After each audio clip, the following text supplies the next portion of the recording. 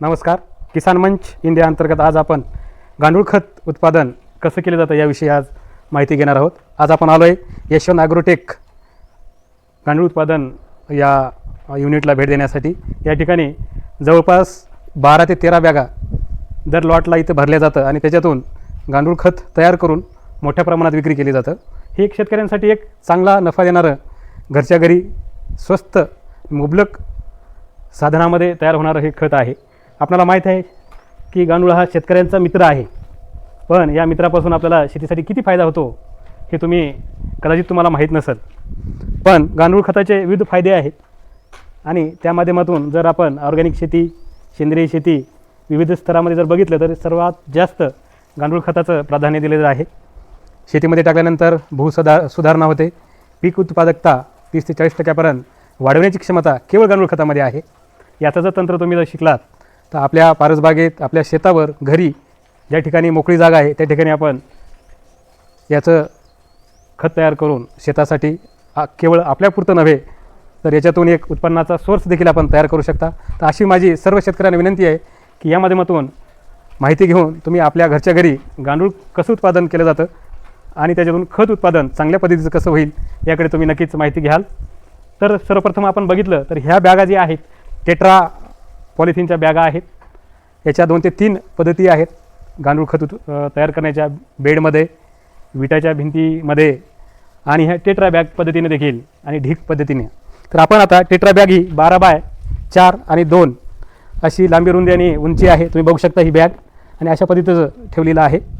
याच्यामध्ये साधारण आपल्याला रॉ मटेरियल जे स्थानिक किंवा जे प्राथमिक आपल्याला खत लागणार आहे तर त्याच्यामध्ये आपण शेणखत, त्याच्यानंतर शेळीचं खत, लेंड्या या पद्धतीचं सममिश्रित आणि गाई गोठा आपल्या घरी जे काय आहे म्हशीचं शेण तर त्याचं आपण अर्ध कुजलेलं शेणखत घेणार आहोत.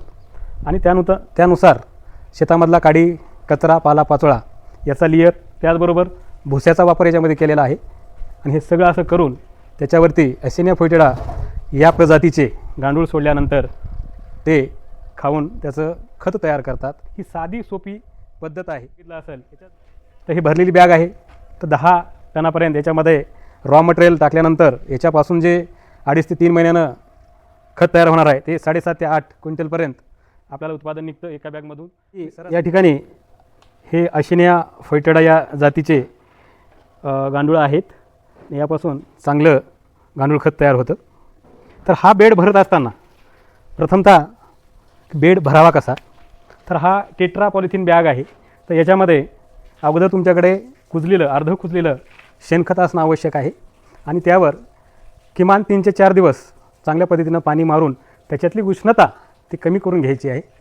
आणि त्यानंतर आपल्याकडचा शेतामधला पालापाचोळा जे आहे गोळा केलेला त्याचा एकदम खालच्या लेअरला आपल्याला टाकून घ्यायचा आहे. 15 सेंटीमीटरपर्यंत पहिली लेअर टाकून अंथरून घ्यायची आहे व्यवस्थित. आणि त्यावर पाणी, मॉइश्चर म्हणजे पाणी शिंपडून ती लेअर एक भरायची आहे. त्यानंतर दुसरी जी लेअर येणारी आहे ती म्हणजे शेणखताची, जे आपल्याकडे थंड केलेलं अर्ध कुजलेलं शेणखत आहे ते त्याच्यावर 15 ते 20 सेंटीमीटर असा थर पूर्णपणे बेडमध्ये पसरून भरून घ्यायचा आहे.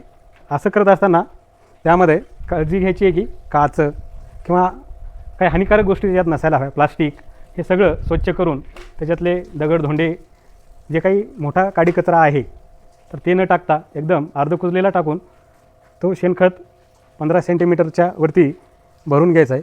आणि त्याच्यावरती भुस्याचा एक लेअर देऊन तुम्हाला एक 5 सेंटीमीटर पूर्णपणे असं लेअर देऊन त्याला पाणी मारून घ्यायचं आहे. मॉइश्चर तुम्हाला त्या बेडमध्ये प्रत्येक लेअरवरती मेंटेन करायची. आणि ही प्रक्रिया परत करून हा बेड 90% तुम्हाला भरून घ्यायचा आहे.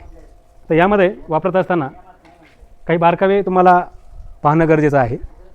जसं की मॉइश्चर म्हणजे पाणी त्याच्यात असणं गरजेचं आहे. आणि विशेषतः आपण शेणाची जी स्लरी म्हणतो, शेण मिश्रित पाणी त्याचा एक लेअर देऊन पूर्णपणे कव्हर करून वरती मातीचा एक लेअर तुम्हाला द्यायचा आहे. माती मिश्रित पाणी असं सगळं हे करून त्यामध्ये पूर्ण हा ढीग असा पूर्ण कव्हर करून घेऊन तो आपल्याला गांडूळ सोडण्यासाठी तयार होतो. आणि ही जी प्रजात आहे ॲसिनिया फोएटिडाची, ही प्रजात जी आहे वरतून खाली खात जाणारे ही फिडिंग हॅबिट आहे तिची. या पद्धतीचं ते खात जाऊन त्याची जी विष्ठा आहे ती वरच्या लेअरला ती सोडत असते.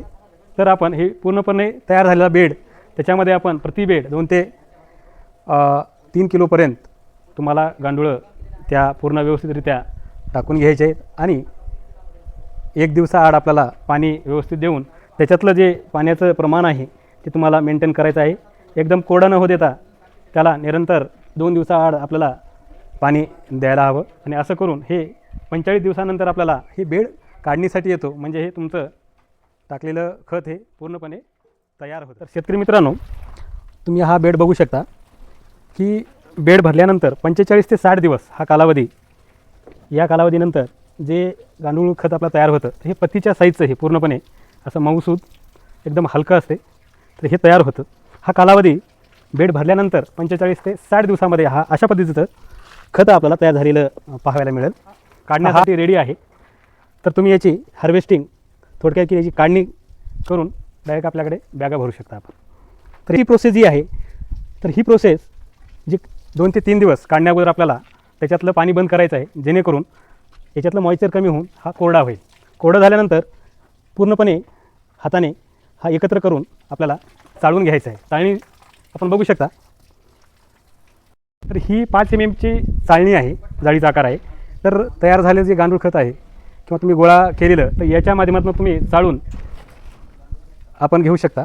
ह्याच्यातून चाळून डायरेक्ट आपण पोत्यामध्ये पॅकिंग करून विक्रीसाठी तयार करू शकता. तर अशा पद्धतीचं इथं तयार केलेलं आहे.